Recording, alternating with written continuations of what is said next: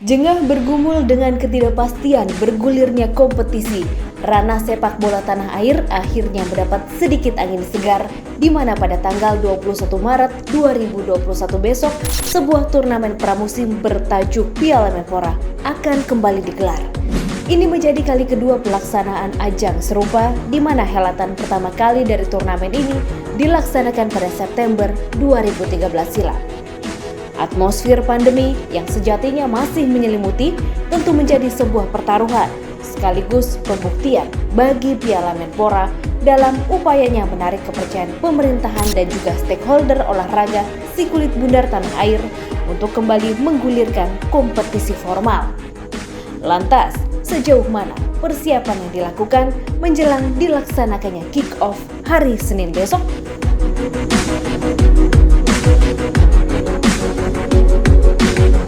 Assalamualaikum warahmatullahi wabarakatuh. Hai sahabat Ngopi, apa kabar? Senang banget, pasti baik-baik aja kan? Nah, kita ketemu lagi ya di Ngopi, ngobrol olah pikir di Master C19 Channel.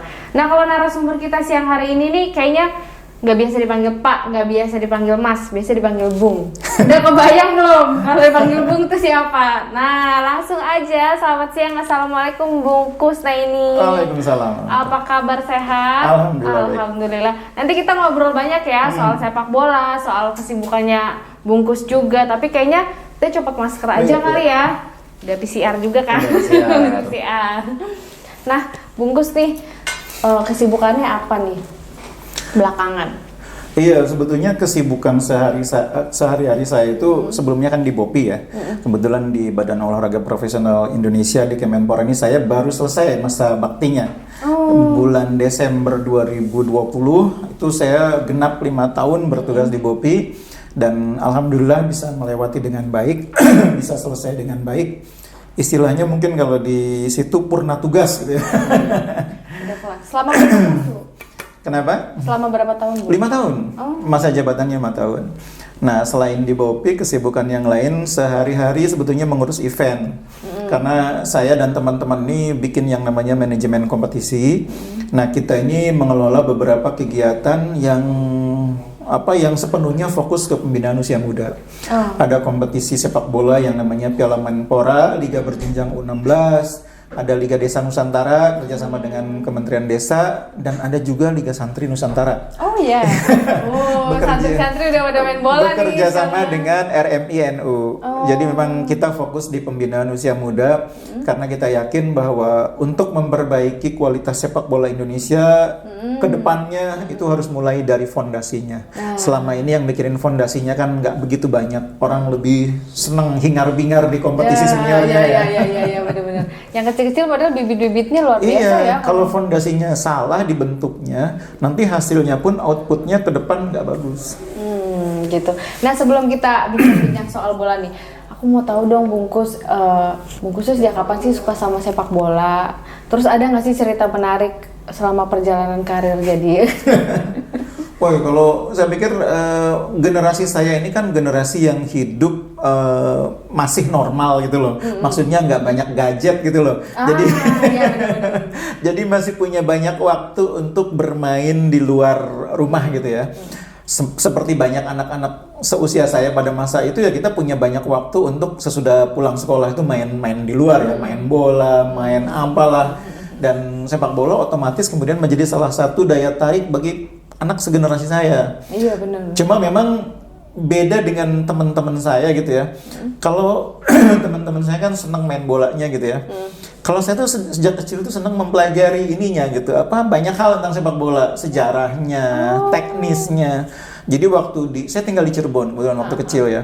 Jadi waktu kelas 3, kelas 4 SD itu teman-teman saya tuh ya masih senang main bola. Saya udah clipping gitu. Oh iya? Wow. Udah clipping, masih zamannya ada PSSI Harimau, PSSI Garuda, PSSI Banteng. Yang anak-anak seusia saya mungkin saat itu nggak kepikiran gitu. Iya, makanya ketika teman-teman sibuk dengan sepak bolanya, saya mengkombinasikan main bola dengan kesenangan untuk ngulik hal-hal di luar permainannya. Dan itu yang kemudian membantu saya membuat sepak bola itu tidak sekedar jadi hobi, tapi belakangan jadi profesi. Karena ketika usia SMP kelas 2, saya menyadari bahwa saya nggak bisa berkarir di sepak bola karena matanya minus ternyata. Jadi SMP itu udah minus dan itu yang membuat saya kemudian memupus semangat untuk menjadi pemain bola tuh berhenti di situ. Tapi karena saya sejak kecil memupuk kebiasaan mengoleksi berita sepak bola, mengoleksi profil apa gitu, akhirnya itu punya alternatif. Hobinya tetap tersalurkan tapi dengan mempelajari aspek di luar pertandingannya, di luar permainannya. Iya, nggak mesti jadi pemain bola, Nggak mesti. ya kan gitu ya. Jadi wasit juga boleh. Boleh. Nah kalau secara pribadi nih, pemain bola yang Bungkus suka dalam negeri sama luar negeri? Banyak ya, tiap generasi itu ada pemain-pemain bagus, ada pemain-pemain yang kita sukai ya. Saya pikir semua orang punya idolanya masing-masing, bahkan pasti lebih dari satu idola. Seperti waktu saya masih remaja itu ya, masih zamannya suka-sukanya nonton bola ke lapangan. Zaman itu kan orang nggak bisa berpaling dari yang namanya Persib, PSIS, Persebaya, PSMS Medan. Tahun 80-an, 83 sampai 87-an lah ya. Saya suka sekali nonton permainannya, model kayak Ajat Sudrajat, Robby Darwis. Kalau dari Semarang dulu ada Budi Wahyono. Dari Persebaya juga banyak yang top ya, ada Budi Johannes. Itu pemain-pemain yang buat saya levelnya tuh di atas teman-temannya. Dan yang saya suka memang biasanya pemain itu kalau bukan seorang penyerang, biasanya sih pemain yang punya kemampuan mengatur serangan. Jadi kayak playmaker gitu loh. Saya nggak sadar tuh dulu kenapa saya suka pemain-pemain kayak gitu. Belakangan saya baru paham karena saya rupanya suka mempelajari aspek permainan sepak bola itu, aspek teknisnya. Permainannya polanya apa, sistemnya gimana, gaya mainnya gimana. Itu kan yang ngatur kalau di lapangan namanya playmaker gitu. Makanya nggak heran kalau saya suka pemain kayak Ajat, Budi Johannes. Kalau di Semarang ada Ahmad Muharia. Itu karena memang mereka playmaker. Itu yang membuat saya suka pemain-pemain seperti ini, karena saya suka bagaimana mereka mendikte permainan. Gitu. Saya taunya siapa ya? Itu Andik Firmansyah, masih tahu tuh. Iya, Andik ya, generasi yang kesini banget. Kesini banget ya. Kalau buat saya ya. Andik, Irfan Bahdim, ya siapa yang nggak kenal, ganteng betul. ya kan? Kalau timnya nih Bungkus, tim yang disuka. Tadi belum pemain asingnya ya. Oh iya, pemain asing. Pemain asingnya banyak yang saya suka ya. Kalau zaman dulu itu waktu saya mulai suka sepak bola kan masih zamannya ada Kevin Keegan, Kenny Dalglish, Platini gitu ya. Belakangan ke generasi sini ya ada Zidane. Itu masih familiar tuh. Nah makanya kalau dilihat-lihat ternyata ada kesamaan, pemain-pemain ini pemain yang bisa mengatur permainan, playmaker. Jadi memang kesukaan saya sama sepak bola itu terpengaruh juga oleh kesukaan saya kepada pemain-pemain tertentu gitu. Pemain yang rupanya emang karakternya pengatur permainan. Gitu. Nah kalau klub itu biasanya orang suka karena faktor kedekatannya. Karena biasanya kedekatan geografis dan emosional. Iya. Kalau Mbak lahir di Surabaya pasti kan sukanya Persebaya. Iya benar. Kalau Mbak lahir di Medan pasti sukanya PSMS. Nah karena saya berada di Jawa Barat, lahir di Cirebon, kemudian besar di Bandung, otomatis sukanya Persib Bandung. Nggak bisa dihindari itu. Bener, Persib. Iya. Makanya saya sejak muda itu jadi pendukung Persib Bandung di stadion, nonton di Siliwangi dulu ya. Bahkan kalau Persib main di Semarang, saya ikut ke Semarang, main di Jakarta ikut ke Jakarta. Ya itu waktu masih ada waktu untuk begitu ya.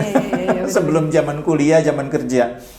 Nah itu tim lokalnya kan pasti terafiliasi dengan faktor-faktor itu ya, kedekatan emosional, kedekatan geografis. Nah kalau tim asing yang saya suka itu lebih banyak karena faktor historis ya. Jadi kalau istilahnya gini, anak itu biasanya menyukai tim ketika pada saat dia mulai suka sepak bola, tim itu lagi di atas. Jadi kalau ada yang suka MU, anak-anak sekarang itu karena MU waktu itu lagi di atas. Saya sukanya Chelsea karena Chelsea lagi di atas itu. Kalau saya sukanya Liverpool karena ketika saya mulai suka sepak bola tahun 70-an itu Liverpool lagi jago-jagonya. Zaman dimana tim terbaik dunia cuma ada dua, Liverpool inti sama Liverpool cadangan. Oh, gitu. Yang lain tuh nggak ada apa-apanya. Tahun 70-an tuh ya? Iya, 70, Saya belum 76, lahir. 78 sampai 80-an lah, 80-an 80-an pertengahan. betul. Itu zaman ketika orang bilang tim terbaik dunia itu cuma ada 2, Liverpool utama sama Liverpool cadangannya. Oh, jadi yang lain Yang nanti lain tuh nggak ada apa-apa. Bener. Nah, terus kita masuk ke sepak bola nih ya.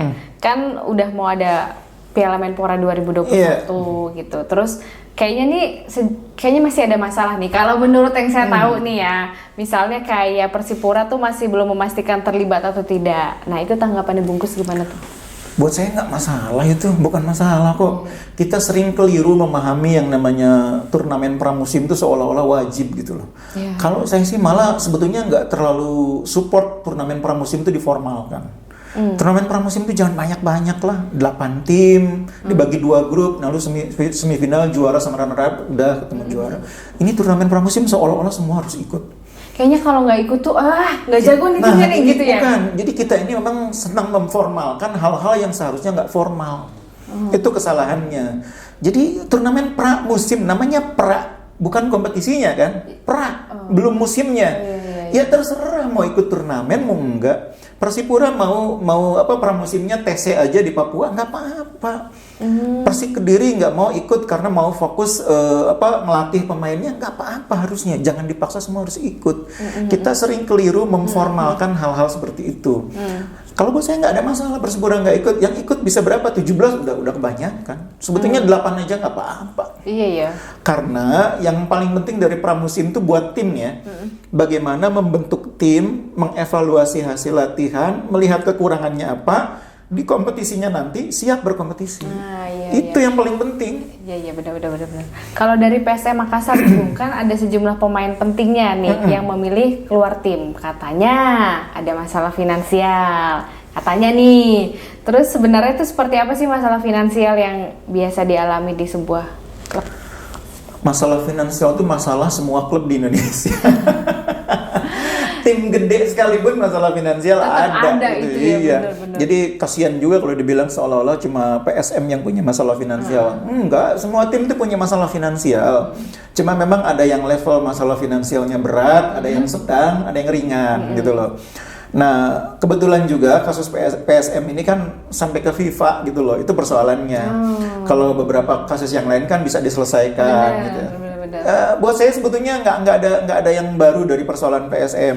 Cuma karena kasusnya sudah terlanjur sampai ke FIFA sehingga memang ya ini pelajaran lah buat semua klub ya. Bagaimana mengelola klub itu memang kan karena ini sudah masuk di ranah profesional, industri, memang hak dan kewajiban itu memang betul-betul harus dipenuhi gitu ya. Jadi ini mungkin hal yang bagi banyak klub ya bukannya diabaikan, tapi kurang serius diperhatikan. Nah, kasus seperti yang dialami oleh PSM ini membawa pelajaran berharga. Kalau kita nggak serius ngurusin begini-gini, ada konsekuensinya. Nah, itu. Dan itu akhirnya mengganggu persiapan klub juga kan. Kayak PSM sekarang kan jadi sulit mau rekrut pemain, mau mengontrak pemain asing kan juga jadi nggak mudah. Nah ini jadi pelajaran lah. Tapi seperti yang saya bilang tadi, bukan cuma di BSM. Semua klub Indonesia punya persoalan finansial. Semuanya. Nah kalau ngomongin pemain nih, Bung, selama pandemi ini gimana ya? Pemainnya gitu kan? Itu dia salah satu alasan mengapa saya termasuk yang gigih mendorong pemerintah termasuk Polri untuk memberi ruang bagi kompetisi gitu loh. Bukan apa-apa, bagi banyak orang sepak bola itu sudah menjadi sumber kehidupan bagi banyak orang ya. Itu dia. Terutama bagi pemain, pelatih, official team. Itu segala-galanya bagi mereka. Nggak ada kompetisi ya otomatis mereka nggak hidup. Nggak ada penghasilan maksud saya. Nah karena itu saya mendorong agar kompetisi dihidupkan bukan karena kita tidak takut COVID, bukan. Tapi karena kita memang harus hidup dengan COVID ini gitu loh. Dan saya melihat keberanian kita untuk hidup dengan COVID itu bukan sesuatu yang baru. Ada benchmarknya, ada ukurannya gitu loh. Di luar negeri kompetisi ini udah jalan, udah musim kedua ini. Musim kemarin udah jalan kan, selesai. Nah sekarang musim sekarang sudah jalan dan mau selesai juga. Masa kita mau nunggu terus? Iya, jadi kita tinggal belajar dari apa yang dilakukan oleh kompetisi di luar sana. Apa yang harus diperhatikan, apa yang harus diwaspadai, itu yang harus dipraktekkan di sini. Nah kalau ada kasus terjadi, katakanlah ada pemain yang kena COVID, ya tinggal diisolasi, dipisahkan dari mereka yang sehat. Kalau misalkan terjadi strike, katakanlah jadi klaster baru, ya klasternya itu ditutup, diatasi, tapi kompetisinya tetap jalan, jangan mati. Jadi jangan seolah-olah kalau ada tikus masuk ke lumbungnya dibakar. Nah. Kita cari tikusnya. Iya benar. Kita cari tikusnya, kita keluarin, padi yang rusak kita buang, padi yang masih bagus ya kita pakai buat sehari-hari. Iya, benar-benar. Jadi dengan cara berpikir seperti itu, maka semua akan terselamatkan. Pemain selamat, industrinya selamat, bahkan prestasi olahraga Indonesia juga bisa selamat. Benar. Jadi kalau sistem kompetisi di Piala Menpora itu seperti apa? Ya ini sebetulnya sama dengan turnamen-turnamen yang lain ya. Ada pembagian grup, nanti dari masing-masing grup akan lolos 2 tim ke 8 besar. Nah mungkin yang menarik adalah ada jumlah tim yang berbeda. Ada yang grupnya cuma 4 tim, ada yang 5. Ini sebetulnya hal biasa. Di turnamen-turnamen besar pun sering kejadian seperti itu. Sekarang ada Persipura yang mundur kan artinya cuma ada 1 grup yang isinya 5 tim.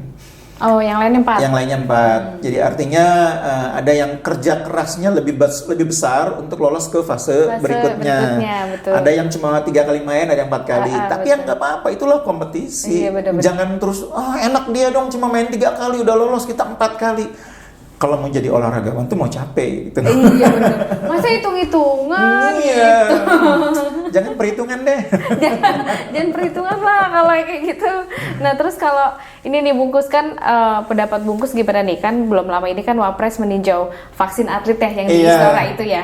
Nah menurut Bungkus tuh apakah itu menjadi konfidensi sendiri Menpora untuk menggelar Piala Menpora? Iya, memang menurut saya salah satu yang harus dapat prioritas untuk vaksinasi itu memang harusnya atlet ya. Karena atlet ini butuh sekali kondisi fisik yang sehat, yang bugar supaya dia bisa berlatih, bertanding, berprestasi. Nah, vaksin ini kan salah satu upaya untuk memastikan itu ya, salah satu upaya ya, walaupun bukan satu-satunya. Karena itu saya setuju sekali vaksinasi terhadap atlet diprioritaskan tuh saya setuju sekali, apalagi kita mau menghadapi PON di Papua ya. Oh iya, jadi, Oktober itu ya? Iya, jadi kita mau menghadapi Olimpiade. Sebagian atlet kita kan nanti akan main di Olimpiade bulan Juli. Nah, jadi saya pikir memang vaksinasi bagi atlet ini salah satu hal yang penting kalau kita mau olahraga kita ini tidak mengalami yang namanya generation gap gitu loh. Kita ini kan 1 tahun lebih banyak kegiatan olahraga yang terhenti. Benar. Itu bermasalah dari sisi prestasi karena olahraga itu kuncinya berlatih, bertanding.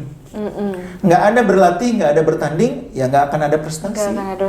Jadi selama pandemi ini tuh memang atletnya masih latihan kah atau gimana? Iya, banyak yang latihan tapi latihannya virtual. Lagi Kalau olahraga permainan virtual tuh susah. Kalau olahraganya catur virtual oke. Oke. Olahraga tenis itu pun mungkin latihan virtual masih agak ini ya, tapi walaupun tidak terlalu efektif. Tapi kalau main bola virtual gimana? Iya benar. Temennya mana nih temennya?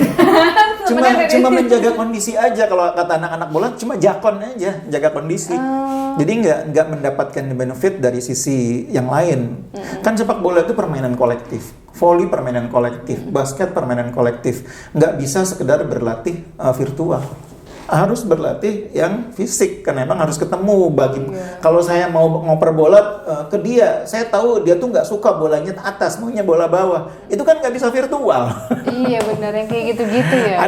Ada memang kesulitan-kesulitan yang tidak bisa diatasi dengan latihan virtual. Dan karena itulah, makanya saya bilang, dalam kondisi pandemi seperti ini, kalau kita mau dibiarkan seperti itu, akhirnya nggak akan selesai. Jadi harus ada keberanian untuk melakukan terobosan. Vaksinasi itu salah satu terobosan. Kemudian bubble system ya, kompetisi dengan bubble system seperti yang sekarang diadakan oleh IBL atau NBL ya, basket ya. Itu betul itu, karena kita istilahnya memproteksi pemain dari potensi persinggungan dengan pihak luar yang menyebabkan penularan. Jadi proteksi dengan bubble system itu udah bagus. Sepak bola juga kan Piala Menpora ini kan sebetulnya pada dasarnya bubble system. Oh gitu. Jadi lumayan ya kalau atlet-atlet itu hampir setahun ya. Setahun dia lebih. Nggak ada Dari kegiatan, bulan nggak Februari, Maret tuh banyak yang udah berhenti berkegiatan. Sedih sih kalau kayak gitu ya. Iya, dan yang kasihan juga kan sebetulnya komentator juga nggak ada siaran kan. Nah, kasihan itu dia. juga loh itu. Maksudnya saya mau ke situ sih tadinya. Halus. Bener-bener di TV TV nggak ada, off air on air nggak ada, Nggak ada itu kan. Aduh, pusing juga. On air ini sebetulnya ada Pak, sepak bola virtual tuh, tapi nggak seru. Tetep ya. Nggak seseru sepak bola di lapangan hijau. Kalau lagi komentatorin tuh kita ngelihat kan ya? Iya, ngeliat lah, masa Maksudnya kita ya, lihatnya di TV-nya atau di iya. lapangannya? Ya bisa dua-duanya. Oh. Kadang-kadang live langsung dari stadion, tapi sebagian besar lewat televisi. Oh, jadi ini aja gambar yang di TV terus kita komentatorin gitu iya, ya? Betul. Tapi kan bedanya kan gini, kalau di rumah itu kan penonton hanya dapat satu gambar gitu ya. Kalau yang di studio itu kita bisa dapat beberapa gambar. Oh. Karena TV itu kan ketika mengcover pertandingan siaran langsung itu kan nggak pakai satu kamera, pakai beberapa kamera. Jadi kita tahu suasana di tempat lain. Kalau di rumah kan kita cuma TV cuma satu itu aja ngeliat. Iya. Jadi ngelirik sini. Iya. Itu dari kapan sih Bungkus bisa? Yo, gocek kiri, gocek kanan gitu. Kalau yang itu kan namanya play by play. Itu dimulai di liga lokal, liga nasional, liga Indonesia. Jadi sejak saya siaran Liga Indonesia di Indosiar itulah sebetulnya dari tim nasional juga ya, bukan cuma liga lokal. Tapi kalau siaran dalam arti siaran di studio yang di luar play by play dari tahun 94. Oh. 94 itu dari zamannya Liga Italia.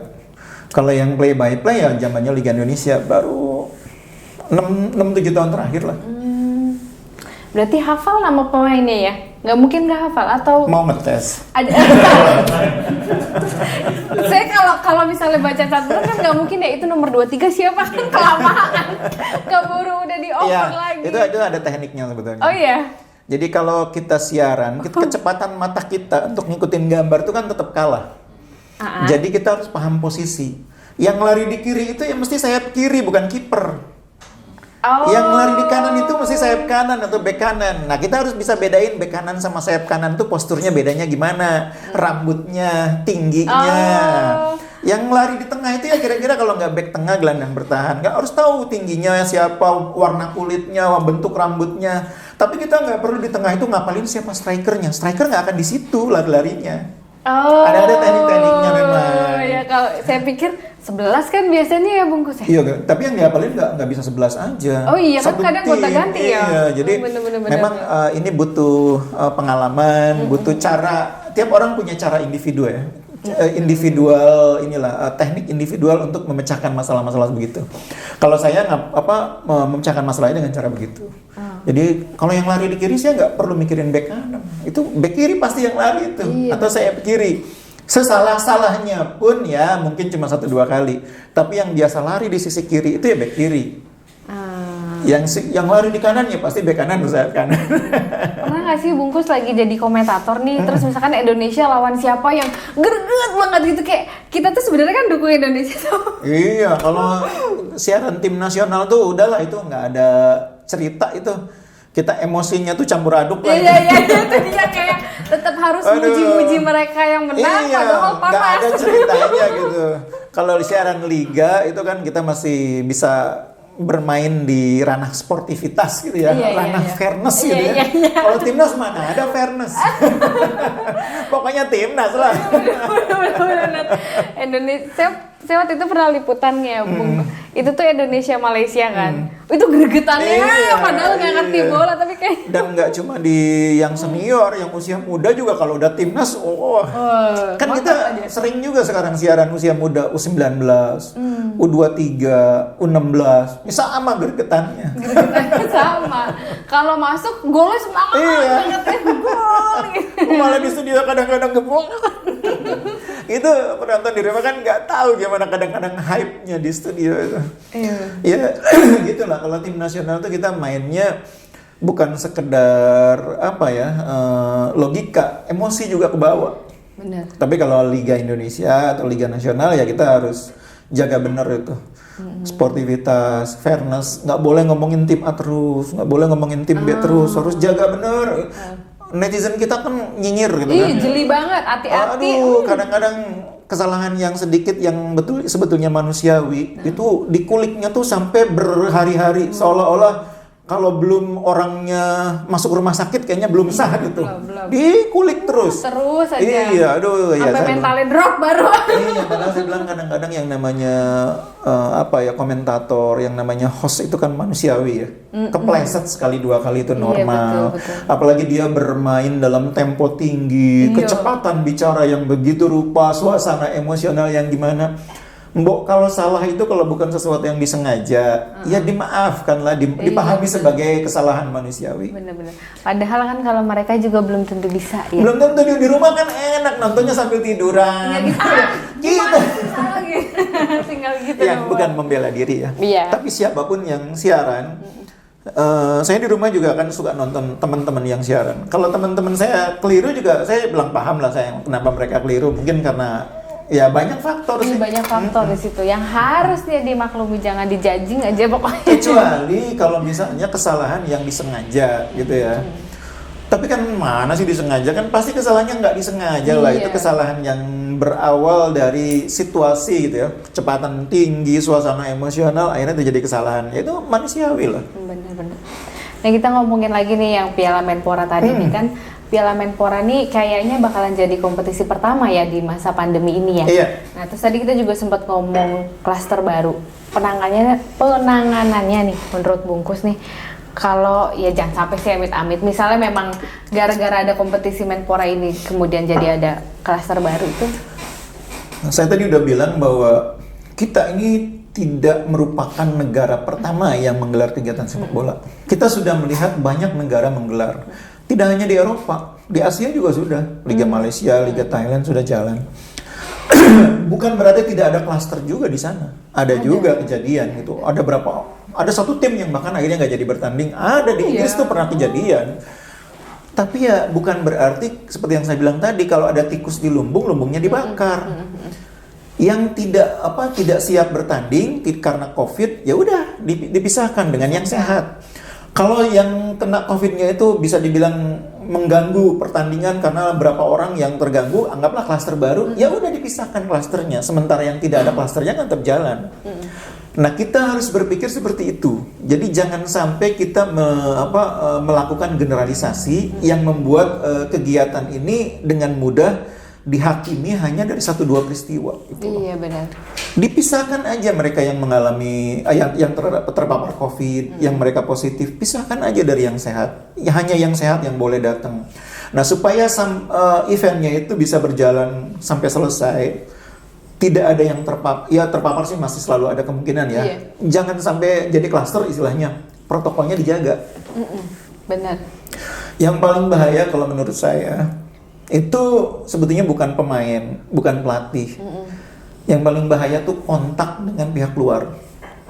Karena ketika pemain katakanlah semua kan dikumpulin nih, katakanlah ada di grup Malang atau grup Bandung, semua dikumpulin di hotel tertentu.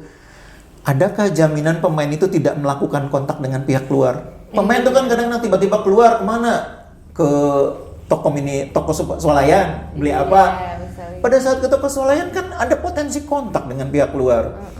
Pemain itu katakanlah ini pemainnya pemain Persipura, katakanlah Persipura ikut. Kan tidak semua pemain Persipura dari Papua. Ada pemain yang dari Jawa, mainnya katakanlah di Surabaya, katakanlah nih ya. Saudaranya yang di Sidoarjo tuh kan pengen datang, pengen ketemu. Iya. Kadang-kadang yang begitu itu yang kayak gitu-gitu justru. Iya. Benar. Pemain diproteksi, pemain dilindungi ketat. Tapi ketika terjadi persinggungan yang tidak sengaja meskipun hanya beberapa menit gitu ya. Menit ya gitu. Akhirnya terjadi kontak, dan itu yang saya pikir kadang-kadang menjadi sulit kalau kita tidak betul-betul disiplin. Makanya yang disiplin itu berkali-kali kan kita bilang penonton harus disiplin, nggak usah ke stadion, nggak usah apa. Bukan cuma penonton, pemain juga disiplin. Iya, pemain juga udah nanti dulu ketemunya. Iya, nggak usah ketemu orang dulu, nggak usah, potensi kontak tuh dihindari banget gitu. Disiplin ya kalau udah istilahnya udah di hotel ya jangan keluyuran. Iya. Karena potensi keluyuran tuh walaupun cuma katakanlah cuma ke minimarket kok, cuma ke ATM, cuma kemana. Misalnya kayak gitu ya. Tetap aja. Nah ini kan berarti nggak ada penonton ya? Nggak boleh. Nggak boleh. Di dalam stadion aja dibatasin jumlah orangnya.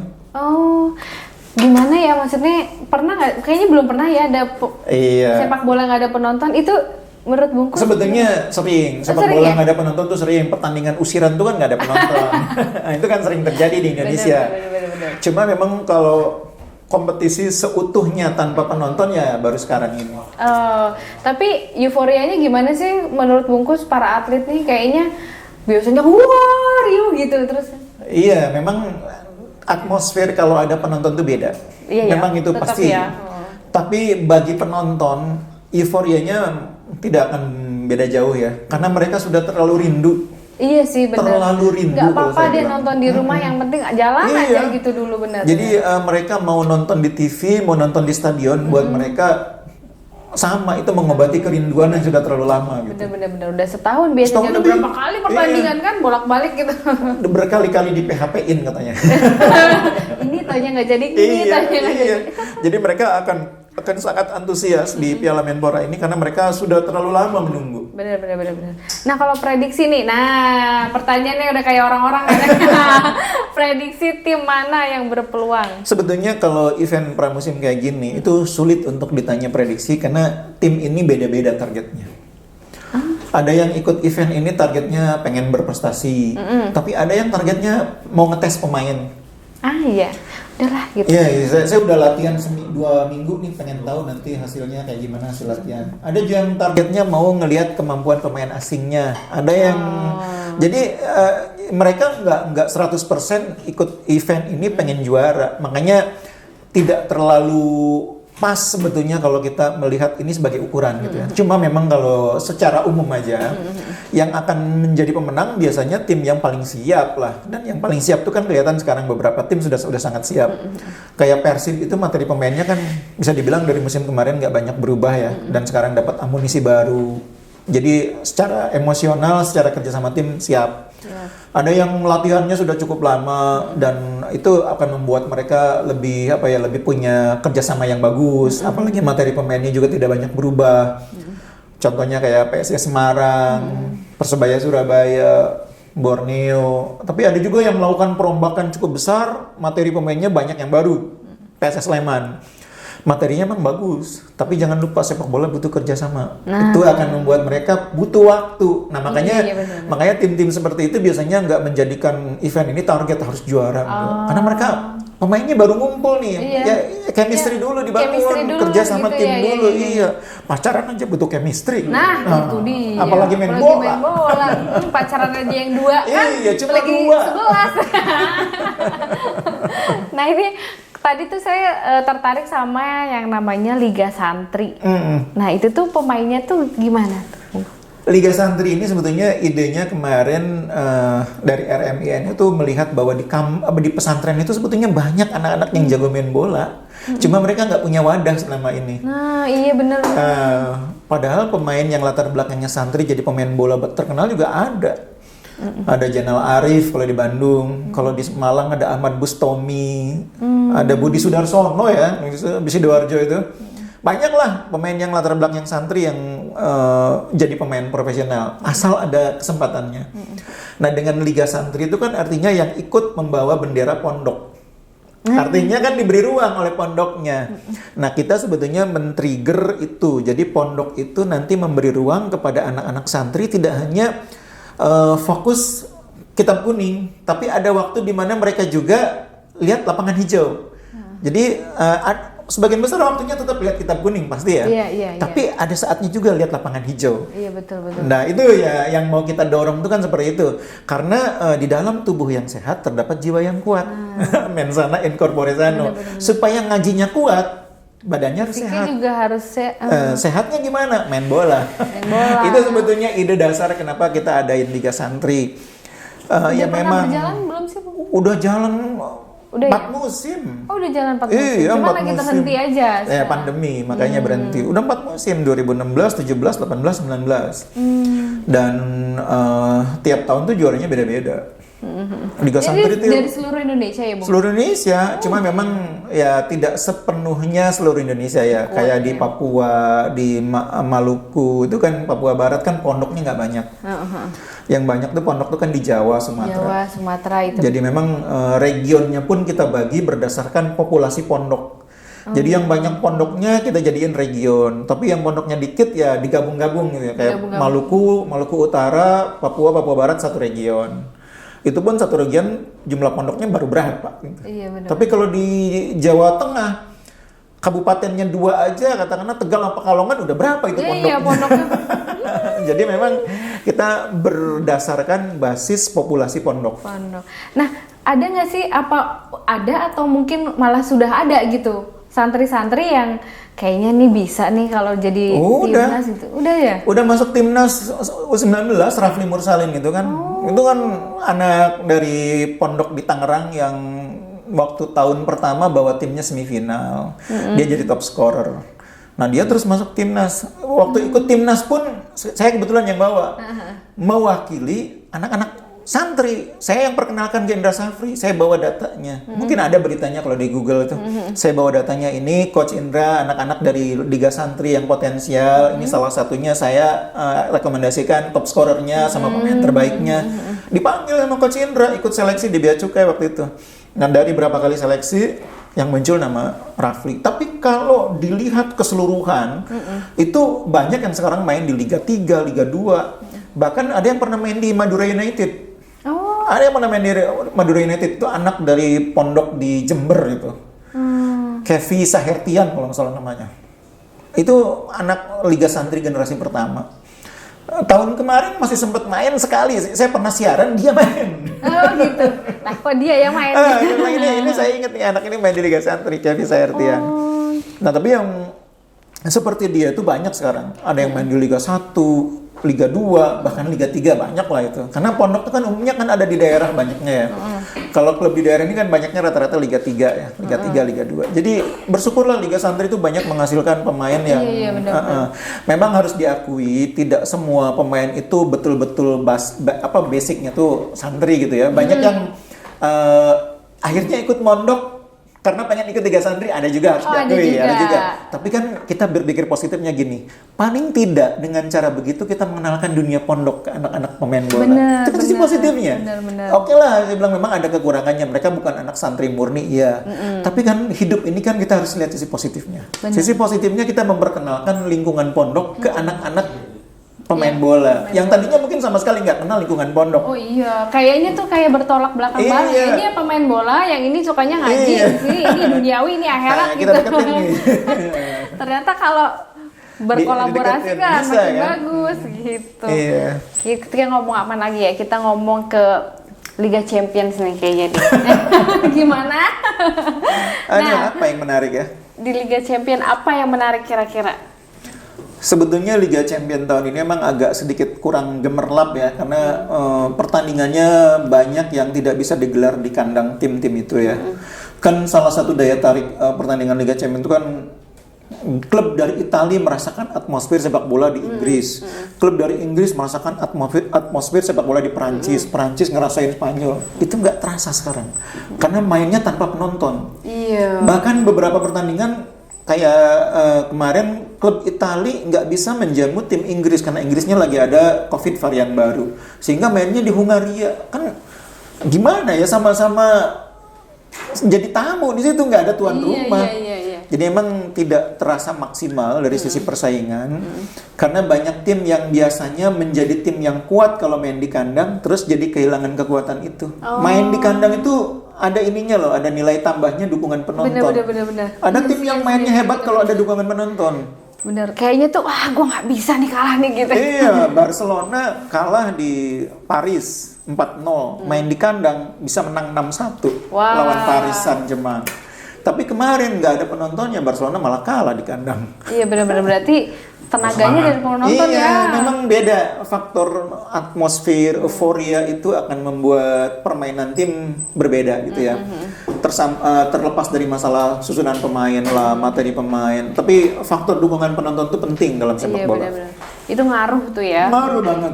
Terus kalau ini nih bukan Liga Champions nih, sekarang kan tanpa Barcelona sama Juventus.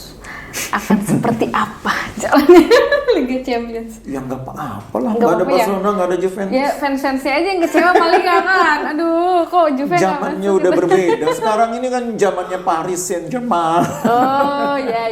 Zamannya Liverpool gitu, zamannya tim-tim yang apa ya, yang mainnya itu sekarang memainkan sepak bola modern gitu ya. Juventus kan agak terlambat regenerasinya kalau menurut saya, dan masih banyak bergantung kepada pemain-pemain yang sudah mulai mendekati akhir puncak karirnya gitu loh. Ronaldo tuh memang masih bagus, tapi kalau untuk main di level setinggi Liga Champions udah mulai terasa berat gitu ya. Apalagi di belakang masih ada pemain kayak Chiellini yang udah menjelang akhir masa kejayaan. Jadi emang agak terlambat melakukan regenerasi, sehingga di kompetisi Serie A aja kan sekarang juga agak sulit mengejar Inter Milan. Inter Milan sudah melakukan perombakan besar-besaran dalam 2-3 tahun terakhir. Juventus masih Gitu-gitu. materinya seperti itu, dan itu yang membuat mereka akhirnya sekarang agak kesulitan mengejar Inter. Jadi nggak apa-apa, sepak bola itu daya tariknya justru karena selalu ada hal baru gitu loh. Oh. Jadi kalau sepak bola juaranya Juventus terus ya bosen juga. Iya benar juga sih. Iya, sepak bola juaranya PSG terus di Prancis itu kan orang nggak seru. Iya. Kayak di Spanyol juaranya kalau nggak Barcelona, Madrid, capek juga. Iya, Kita pengen kenapa Indonesia tuh sepak bola selalu meriah, selalu rame? Karena juaranya nggak ada juara bertahan. Juara baru terus. Benar-benar. Juara Diprediksi bertahan. A taunya yang B gitu. Juara bertahan sekarang musim berikutnya nggak bisa juara lagi karena persaingannya terus berubah, dan itu yang membuat sepak bola kenapa selalu hidup ya di Indonesia, selalu euforianya luar biasa penonton karena selalu ada harapan tim manapun untuk bisa menjadi juara gitu loh. Kalau di Spanyol tuh tim kayak Huelva, Cadiz ikut kompetisi targetnya apa? Ya asal nggak degradasi lah. Iya. Kan gitu. Ya udah yang penting ikut dulu deh. Indonesia bisa loh, tim baru promosi jadi juara tuh bisa. Persik Kediri pernah begitu. Jadi selalu ada harapan bagi tim di Indonesia untuk jadi juara atau minimal bersaing meskipun dia pendatang baru. Benar-benar. Ini ada yang menarik lagi nih, kalau dari seri set Messi sama Ronaldo gagal membawa timnya masing-masing. Nah itu tuh apa itu kayak sebuah isyarat ya udah dia udah masanya udah kelar lah gitu. Iya, itu yang saya bilang tadi, sepak bola itu harus selalu siap untuk berubah ya. Artinya tim itu meskipun punya pemain sehebat Messi, punya pemain sehebat Ronaldo, di sekelilingnya yang main kan 11 bukan satu orang. Iya. Jadi kalau hanya mengandalkan satu orang ini dan sekelilingnya tidak berkembang atau tidak kuat, ya akan sulit Sama bagi aja. pemain yang namanya metronom ini ya, yang namanya superstar primadona ini untuk bisa maksimal. Tetap di sekelilingnya tuh harus, makanya kan saya selalu sering bilang gini, sepak bola itu nggak cukup hanya satu pemain bintang, tapi 11 pemain bintang dan 18 pemain inti. Susah ya memahaminya ya? Susah. Tidak cukup hanya satu pemain bintang, harus 11 pemain bintang, 18 pemain inti. Kalau satu doang kasihan ya. Ini nggak Tetep aja nyampe. Kalau satu doang yang bintang yang 10. Ini udah terlalu filsafat ini. Kok saya bingung ya? Tidak cukup satu pemain bintang, harus 11 pemain bintang, Jadi tapi 18 11 pemain inti. 18 itu 18 itu pemain cadangan bukan, gimana ya maksudnya? Panjang nih ceritanya. Aduh. Kalau pemain sepak bola nih yang kayaknya bakal bersinar Ke depan ya. ke depannya. Ya ini kan seperti yang saya bilang tadi, eranya Messi, eranya Ronaldo ini sudah mendekati akhir. Walaupun mungkin masih 1-2 musim masih bisa lah ya. Tapi kalau untuk ke depan, 4-5 tahun ke depan, ini eranya Mbappe, eranya Joao Felix, Atletico Madrid ya. Eranya pemain-pemain yang sekarang ada di usia 20-23an. Jadi genre sepak bolanya pun berbeda. Jadi genre sepak bolanya yang mengutamakan kekuatan fisik, kebugaran, kecepatan, dan sepak bola yang lebih simpel gitu loh. Kalau zamannya Messi itu kan dia menjadi istimewa karena dia memiliki semua yang dibutuhkan untuk menjadi pemain top gitu loh. Secara fisik dia mungkin kurang ya, tapi dia secara skill luar biasa. Fisik enggak ah. Langsung gitu fisik. Messi secara fisik kurang karena dia pendek. Oh, mungkin saya nggak banyak compare-nya ya. Maksudnya fisik 90 menit nih maksudnya. Tapi kalau fisik tuh Messi secara fisik agak kurang karena gitu kecil ya, pendek. Karena banyak pemain yang lebih ini ya. Nah sekarang sepak bola itu karena dia permainan cenderung lebih cepat, lebih membutuhkan kualitas fisik yang prima, yang posturnya memadai. Nah itu makanya generasi sekarang pemain yang bagus itu diantaranya pemain seperti Mbappe, Joao Felix. Ya generasi-generasi inilah menurut saya yang nanti ke depan akan menjadi pemain-pemain primadona. Nah Neymar itu mungkin menjadi salah satu pemain dari generasi lama yang mungkin masih akan bertahan dalam beberapa tahun. Neymar itu ya. Neymar ini kan Messi, gabungan Messi sama Ronaldo kan. Neymar ini secara fisik mendekati Ronaldo, secara skill mendekati Messi. Jadi gabungan antara Messi dengan Ronaldo. Cuma sayang dia tingkat kedisiplinannya tidak seperti Messi dan Ronaldo. Tetap aja ya. Ada kekurangannya tetap. Kalau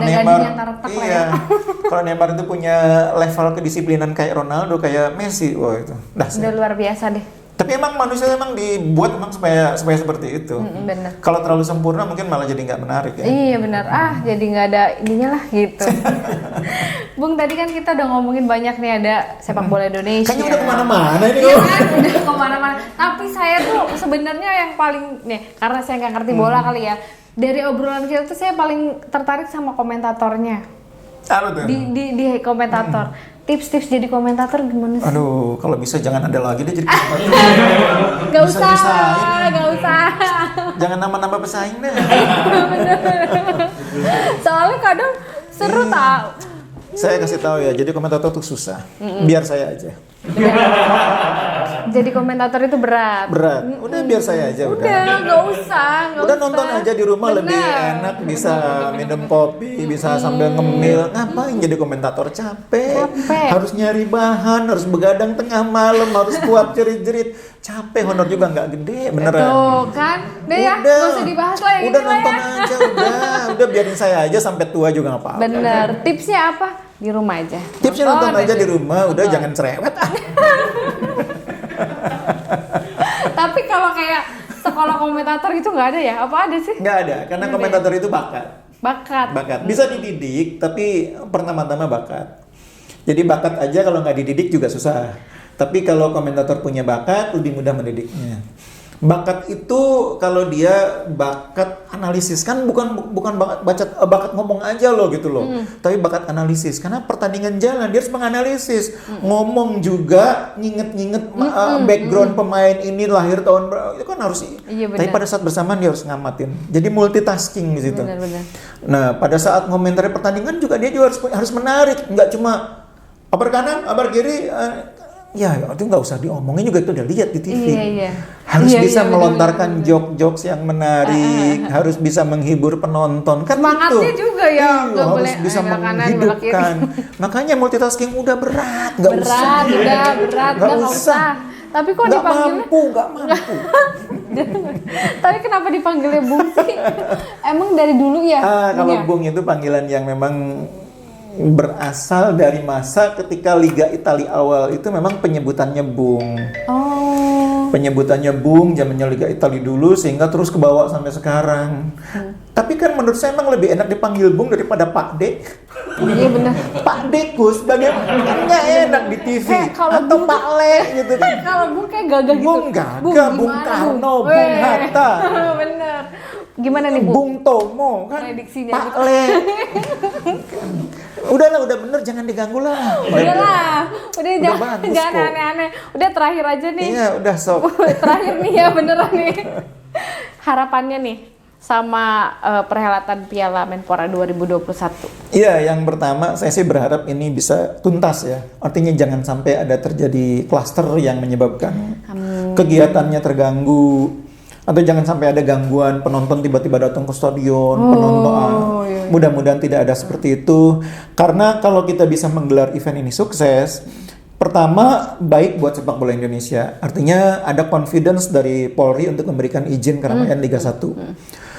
Yang kedua baik juga buat industri olahraga keseluruhan. bahwa kegiatan olahraga tidak menjadi ancaman bagi upaya untuk menangani COVID ini. Kan ancamannya kan seperti itu. Kita buktikan bahwa olahraga bukan merupakan ancaman. Dan yang terakhir, kita juga menunjukkan kepada dunia, Indonesia ini bukan negara terbelakang. Kalau di Eropa bisa liga berjalan, Indonesia juga bisa. Betul. Kita bisa menerapkan protokol kesehatan yang benar, kita bisa membuat event yang berjalan dengan lancar tanpa menjadi klaster baru. Jadi ini semacam showcase buat dunia olahraga bahwa Indonesia bisa menjadi negara maju dari sisi penyelenggaraan kegiatan di tengah situasi pandemi. Iya betul. Penontonnya jadi benar-benar harus nggak usah ada-ada aja deh tiba-tiba datang GBK apa ya gitu. dukunglah dengan cara yang Bener.